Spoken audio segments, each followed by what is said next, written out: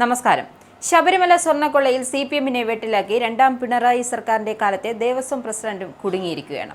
അതായത് ശബരിമലയിലെ ദ്വാരപാലക ശില്പങ്ങളിലും ശ്രീകോവിലിലെ കട്ടിളപ്പാളികളിലും ചാർത്തിയ സ്വർണം കവർന്ന കേസിൽ തിരുവിതാംകൂർ ദേവസ്വം ബോർഡും മുൻ പ്രസിഡന്റും മുതിർന്ന CPM നേതാവുമായ PS പ്രശാന്തും കുടുങ്ങി. ഹൈക്കോടതിയുടെ നേരിട്ടുള്ള മേൽനോട്ടത്തിൽ പ്രത്യേക അന്വേഷണ സംഘം നടത്തിയ ശാസ്ത്രീയമായ അന്വേഷണത്തിനൊടുവിലാണ് മുൻ പ്രസിഡന്റിനെ ക്രൈംബ്രാഞ്ച് സംഘം കസ്റ്റഡിയിലെടുത്ത് അറസ്റ്റ് രേഖപ്പെടുത്തിയത്. ഇതോടെ LDF സർക്കാരിന്റെ കാലഘട്ടത്തിലെ തിരുവിതാംകൂർ ദേവസ്വം ബോർഡിന്റെ അമരത്തിരുന്ന മൂന്നാമത്തെ പ്രമുഖ നേതാവാണ് കേസിൽ അറസ്റ്റിലാകുന്നത്. രണ്ടാം പിണറായി സർക്കാരിന്റെ കാലത്ത് ദേവസ്വം ബോർഡ് പ്രസിഡന്റായിരുന്ന PS പ്രശാന്ത് കൂടി തട്ടിപ്പ് കേസിൽ കുടുങ്ങിയതോടെ CPM കടുത്ത രാഷ്ട്രീയ പ്രതിരോധത്തിലായിരിക്കുകയാണ്. പത്മകുമാർ, N വാസു എന്നീ മുൻ ദേവസ്വം ബോർഡ് പ്രസിഡന്റുമാർ നേരത്തെ തന്നെ കേസിൽ അറസ്റ്റിലായിരുന്നു. ഇതിനു പിന്നാലെയാണ് തൊട്ടടുത്ത ഭരണസമിതിയുടെ തലവനായ പ്രശാന്തിലേക്ക് അന്വേഷണ സംഘം എത്തിയത്. ഇടതു ഭരണത്തിനു കീഴിൽ ദേവസ്വം ബോർഡിന്റെ തലപ്പത്തിരുന്ന പ്രമുഖരെയെല്ലാം ഒന്നൊന്നായി സ്വർണ്ണക്കൊള്ള കേസിൽ അറസ്റ്റിലാകുന്നത് ഭരണമുന്നണിയെ പിടിച്ചുലച്ചിട്ടുണ്ട്.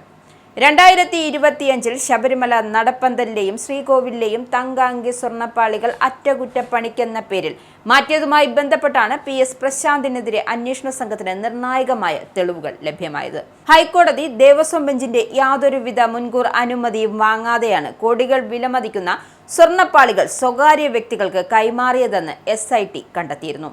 വിശ്വാസവഞ്ചന, വ്യാജരേഖ ചമയ്ക്കൽ, ഗൂഢാലോചന എന്നീ ഗുരുതര വകുപ്പുകളാണ് പ്രശാന്തിനെതിരെ ചുമത്തിയിരിക്കുന്നത്.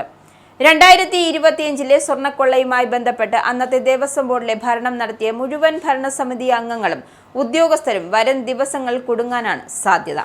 ബോർഡിന്റെ തീരുമാനങ്ങൾക്ക് ഒത്താശ ചെയ്യുകയും മഹസർ നിർമ്മാണത്തിലും സ്വർണം മാറ്റുന്നതിലും പങ്കാളികളാവുകയും ചെയ്ത പ്രമുഖരെല്ലാം അന്വേഷണത്തിന്റെ നിഴലിലാണ്. സമാനതകളില്ലാത്ത ഈ തട്ടിപ്പിൽ കൂടുതൽ പ്രമുഖരുടെ അറസ്റ്റ് ഉടൻ ഉണ്ടാകും എന്നാണ് സൂചന. ഈ സൂചനയാണ് SIT നൽകുന്നത്. അതിനിടയിലാണ് 2025 നടന്ന സ്വർണ്ണക്കൊള്ളയുമായി ബന്ധപ്പെട്ട് തന്ത്രിയിലേക്ക് അന്വേഷണം നീളുമോ എന്നും അദ്ദേഹത്തെ അറസ്റ്റ് ചെയ്യുമോ എന്നതുമാണ് ഇപ്പോൾ സാക്ഷ്യം വഹിക്കുന്ന വലിയ അതായത് പ്രധാനപ്പെട്ട ഒരു ചോദ്യവും. നട തുറക്കുന്നതും അടയ്ക്കുന്നതും പൂജാതി കാര്യങ്ങളും ദൈവപ്രശ്നങ്ങളുമെല്ലാം തന്ത്രിയുടെ മേൽനോട്ടത്തിൽ നടക്കുന്നതിനാൽ ശ്രീകോവിലിനുള്ളിലെ സ്വർണ്ണപ്പാളികൾ അഴിച്ചുമാറ്റിയപ്പോൾ തന്ത്രിയുടെ അനുമതിയോ അറിവോ ഉണ്ടായിരുന്നുവോ എന്ന കാര്യം SIT അതീവ ഗൗരവത്തോടെയാണ് പരിശോധിക്കുന്നത്.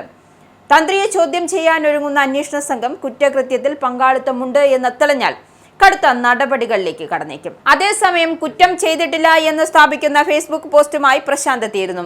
2019 ശബരിമല സ്വർണ്ണമോഷണ കേസ് പുറത്തുവരാൻ നിമിത്തമായി മാറുകയും സത്യസന്ധമായി പ്രവർത്തിക്കുകയും ചെയ്ത തങ്ങളുടെ ബോർഡിനെയും ഇപ്പോൾ പ്രതിപ്പട്ടികയിൽ ഉൾപ്പെടുത്തി. ഏതു നിമിഷവും അറസ്റ്റ് ഉണ്ടാകാം എന്നാണ് കിട്ടുന്ന വിവരങ്ങളെന്നും ഈ നിർണായക നീക്കത്തിനു പിന്നിൽ ഈ സർക്കാരിന്റെ രാഷ്ട്രീയ സമ്മർദ്ദമാണ് എന്നാണ് പ്രശാന്തിന്റെ ആരോപണം. എന്തായാലും ഇന്ത്യൻ ഭരണഘടനയും രാജ്യത്തെ നീതിന്യായ വ്യവസ്ഥയും മാനിക്കുന്ന ഒരു പൗരൻ എന്ന നിലയിൽ കോടതിയുടെ നിരീക്ഷണത്തിൽ നടക്കുന്ന ഈ കേസിനോട് പൂർണ്ണമായും സഹകരിക്കുമെന്നും എന്നാൽ ഇതിന് പിന്നിലെ രാഷ്ട്രീയ നീക്കങ്ങളെ തുറന്നുകാട്ടും ചെയ്യുമെന്നാണ് പ്രശാന്തിന്റെ വാദം. അതായത് സ്വർണ്ണക്കൊള്ള കേസിലെ എന്താവും കാര്യങ്ങളെന്ന് നമുക്ക് കാത്തിരുന്ന് തന്നെ കാണാം.